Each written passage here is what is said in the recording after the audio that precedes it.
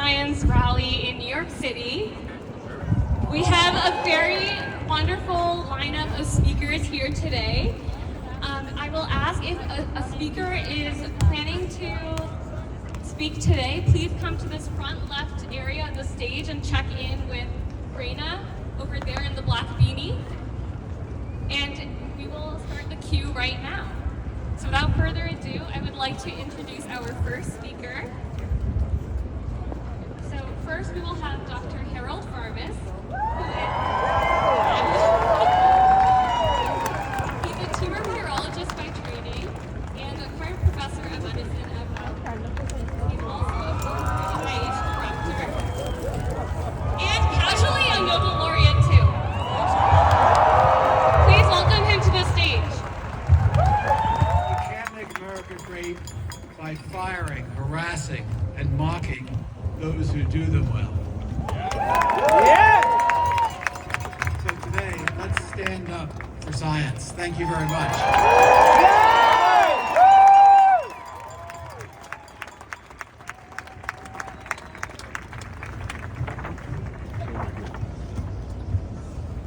Give me 1 second while I put on this cover. Yeah, for the win counter. Okay. All right. Thank you so much for those wonderful kickoff remarks from Dr. Harold Varmus. So our next speaker will be. 1 second.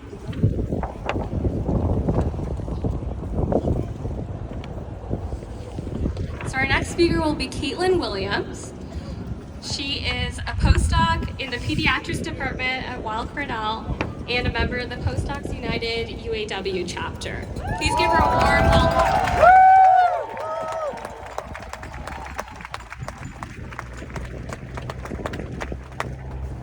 Hello everyone, thanks for coming out and showing your support. It's just overwhelming to see how involved everyone can be and how much we all care about what's happening and how we're all willing to come together and really make a difference and stand up for what we all believe in. Like she said, my name is Caitlin Williams. I'm a postdoc in Department of Pediatrics at Weill Cornell Medicine and a member of the bargaining committee of the Weill Cornell Postdocs United Union. We started our union in an effort to increase the quality of our jobs, to increase our workplace protections, and just to make Cornell a better place in general. And we're joining a national movement of academic unions that are basically grad students, faculty, postdocs, everyone coming together to acknowledge that academia needs to be. As I said, I was a single mom, and 1 year into my PhD program, my daughter was diagnosed with leukemia. And I had to balance navigating the university system along with navigating my daughter's chemotherapy, different medical emergencies that she had, classes that I had to take, and a part-time job that I couldn't give up because I had to be able to put food on the table and pay my co-payments for her chemotherapy. And so if there was no such thing as NIH funding to support students, that would not have happened. Yeah.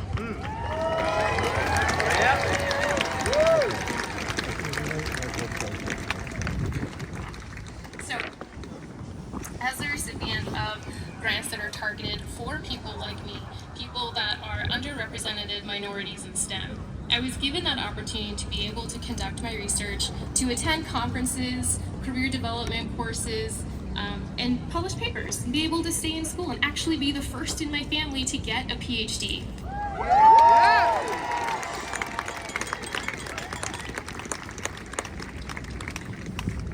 So these grant mechanisms give people like me a chance to bring our ideas to the table, to not fall through the cracks or be left behind. It's crucial for the advancement of science and the education of the next generation of scientists. But more than that, it's a chance to make real change, a chance to bring life-saving vaccines to the most vulnerable of our society, a chance for me to be the role model that I didn't have, so that little girls interested in science can see that not only are there women in STEM, but there are mothers, first-generation scientists, and people that are just like them. Somos blancas, somos mexicanas, y somos el futuro. Thank you, everyone.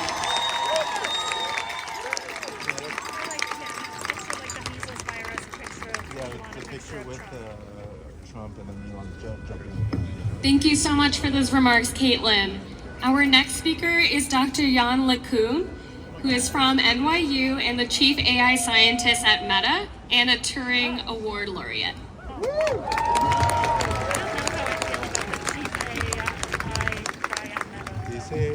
How is everyone doing? It's so refreshing to see everyone here, standing up for science. I've been at NYU for 22 years, and I'm part-time. I'm also in industry. And a lot of people think that technology just falls from the sky or somehow is invented by, engineers in industry. But what they don't realize is that the original of all this is science in academia funded by federal funding.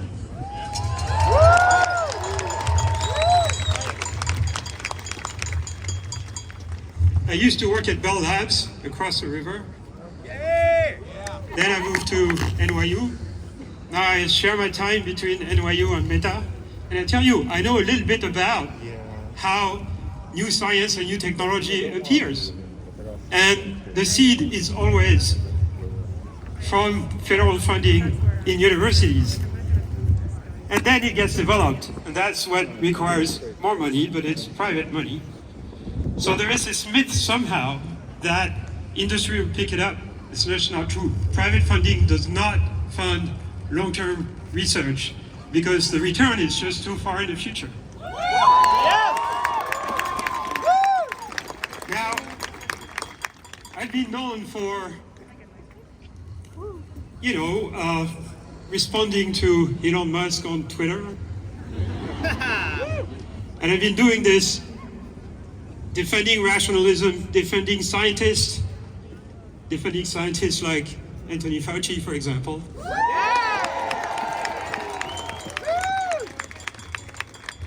Defending the right of scientists to work on topics that they think is the most interesting, as opposed to what they're being told to work on.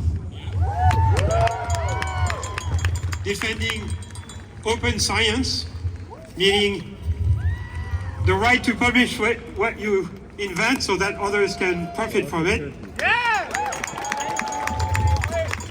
And today there are gag rules for scientists in government labs.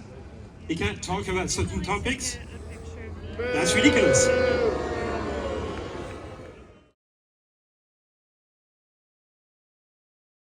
When I started my practice, there was a new and terrifying disease spreading around the globe. And patients came to me, and I had so little to offer them. So what did I do? I held their hands, and I went to their funerals. But what did science do? Science discovered antiretroviral therapy. And I was able to have different conversations. I was able to have conversations with my patients about their quality of life, about their future, about their hopes for the future. So that's what science is. Science is hope.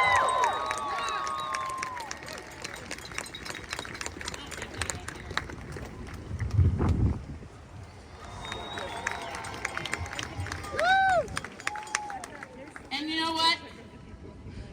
All this means lots of other things. Job losses, not just for scientists, but for all the people who work in the research enterprise.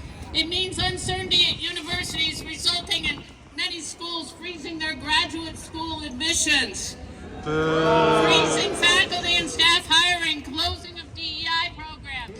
Now is the moment to speak out against this.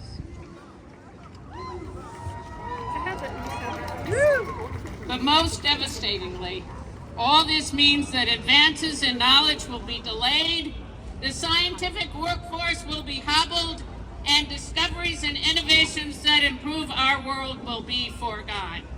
But I'm here to say, we are standing up, but we need to do more. So what do we do? What actions do we take? First, be role What model. the fuck is that? Go out and talk to K through 12 students. Talk to your neighbors. Talk to your community groups. Talk to the local Rotary Club. We have to Oh. spread the message beyond the converted. We have to I spread the think that's a message GFC beyond the mask. proud. Get familiar with what's happening. The chaos, I mean, the they are. cruelty, That's the thing. it's manifested by so many things that we can't even keep track It's a of what's bad happening. message. So educate ourselves so that our message It is is a GFC coherent. mask, though. And then, think about how you spend your dollars. But screen. Please support businesses and industries that align with your values.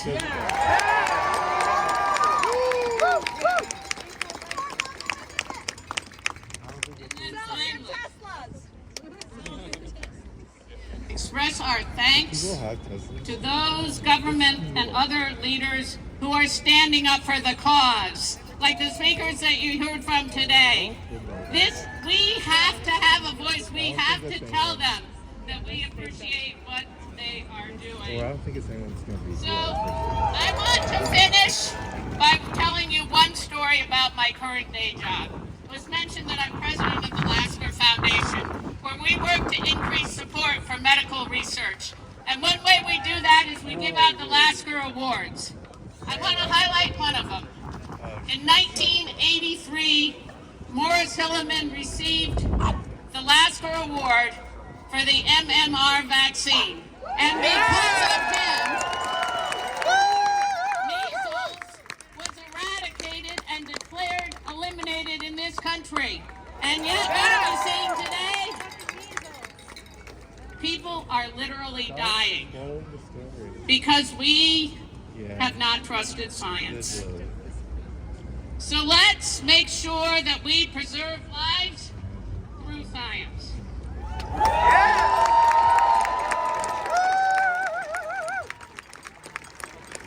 Science and scientific research are powerful assets that inspire us, stimulate us intellectually, and make advances that make our lives better.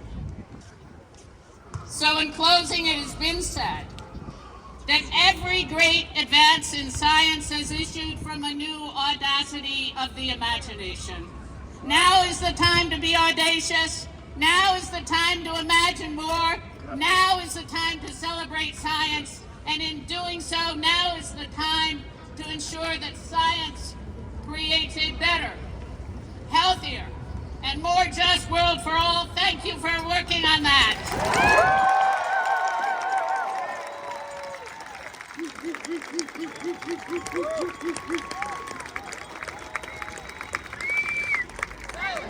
Science, not silence! Science, not silence! Science, not silence! Science, not silence! Not silence!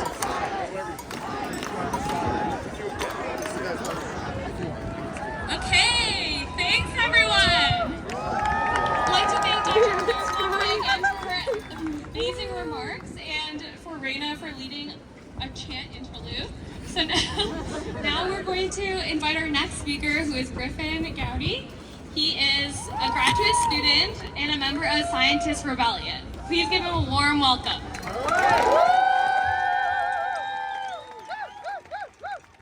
Hey, my name's Griffin. I am a PhD student at Columbia studying pneumonia. Gotta say this, the views and opinions I express today are solely my own and do not represent the official opinion of my institution. That being said, I am here representing Scientist Rebellion. Scientist Rebellion is a global collective of scientists and our allies who have decided that we cannot and will not wait any longer for the politicians to act on the science we have been sharing for decades. We focus our energy on the climate crisis caused by the extraction and burning of fossil fuels and the fossil fuel and oil companies enabling injustices against marginalized communities. And we've been at it for years, working with movements like Planet Over Profit and the Summer of Heat to put pressure on politicians and billionaires setting fire to our planet and our government. It is clear. The actions being taken by this government are anti-science and anti-working class. Federal bodies like the EPA and HHS have a proven track record of protecting the American people. Our air and water are cleaner, our food system is safer, and our children are healthier. Thanks to work put in by generations of public servants, scientists, and activists. Yet this progress is being decimated before our eyes.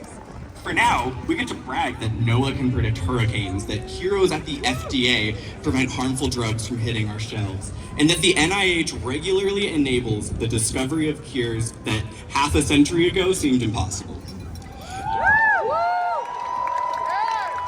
We remove petroleum runoff, cholera, and giardia from our drinking water. We must not allow the toxic lies of wealthy grifters to reshape that reality. We refuse to return to an era where only a fraction of our kids make it to adulthood. Yes! It is up to we, the people, to hold the line. It's a big ask, I know, and our responsibilities are only growing right now, but there is simply too much at stake. Business, billionaires, and bootlickers will not protect us voluntarily. No one is coming to save us, unless Doge's AI turns against them, in which case we have bigger fish to fry. The research shows that confronting society with uncomfortable truths is necessary to create change, and that nonviolent direct action and civil disobedience are the most effective strategies to achieve this change. Power is not asked for, it is claimed. The NIH, the NSF, and other federal science funding agencies are economic engines and are the key drivers of all technological and medical innovation in this country. When you are screened or treated for cancer or heart disease, thank science. When you treat your kid's strep throat, thank science. If you don't get measles or polio, if you survived COVID, thank science when you use a phone, ride a car, fly in a plane, turn on the lights, stream a movie, check the weather, heat your home, eat safe food, breathe clean air, or drink clean water. Thank science!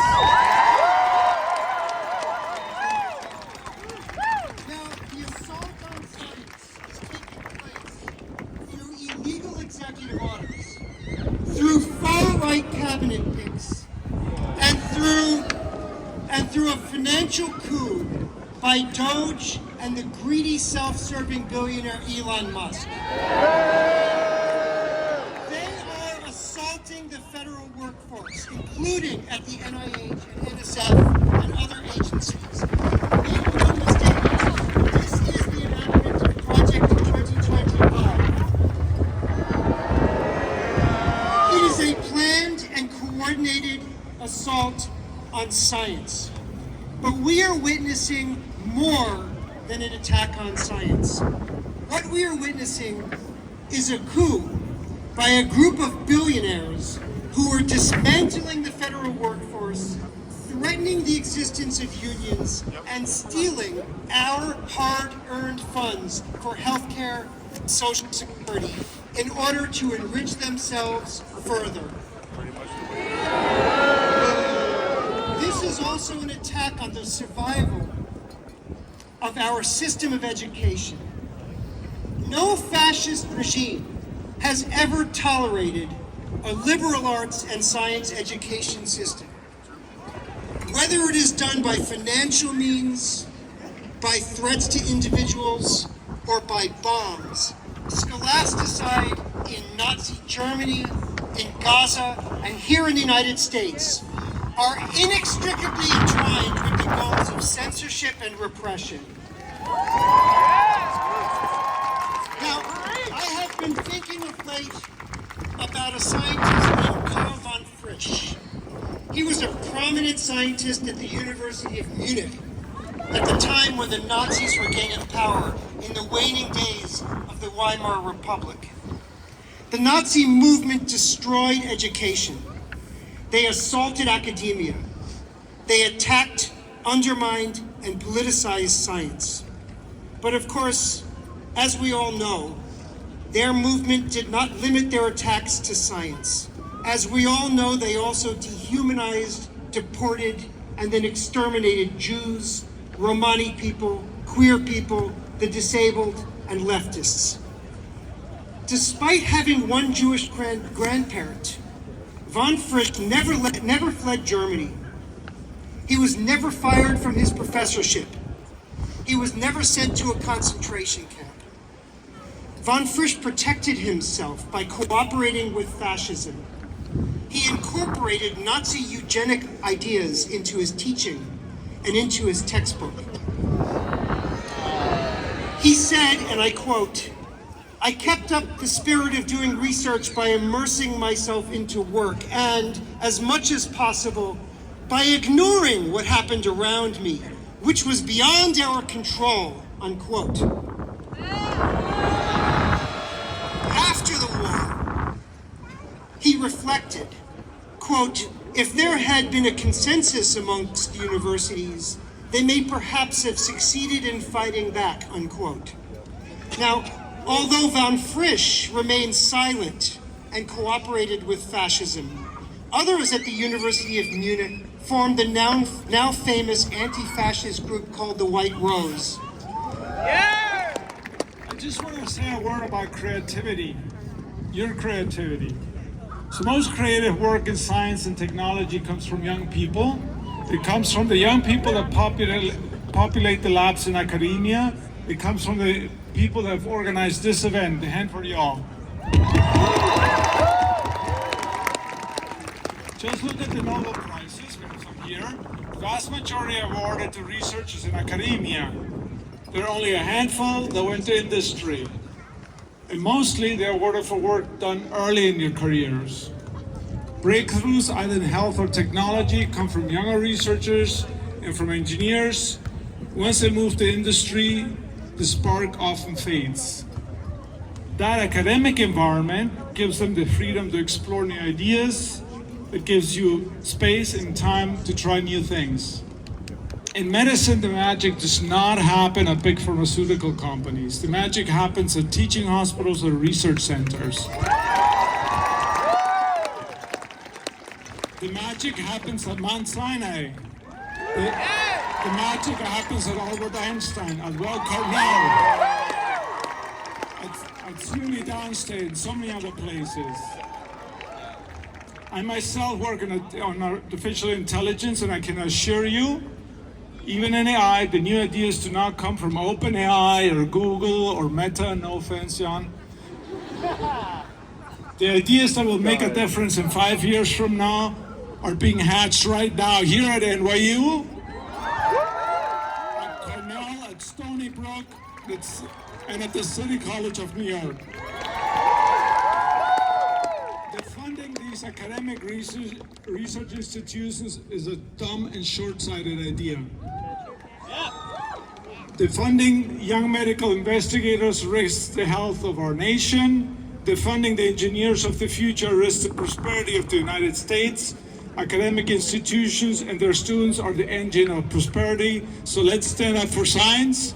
Let's stand up for knowledge. Don't let ignorance win. Oh, this is an amazing view.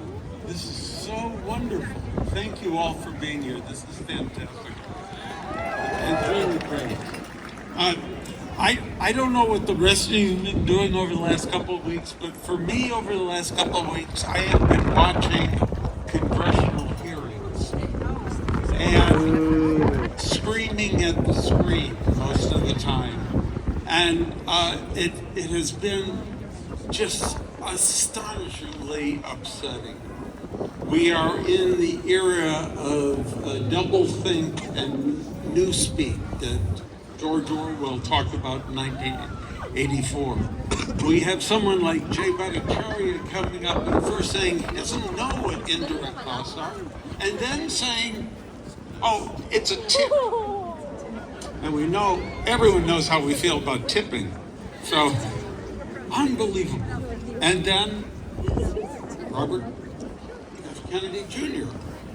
When asked at his hearing why would 77 Nobel laureates write to Congress and say that they really believe this would be the worst appointment ever, and he says, oh, they have an agenda. And then he dismisses the whole thing.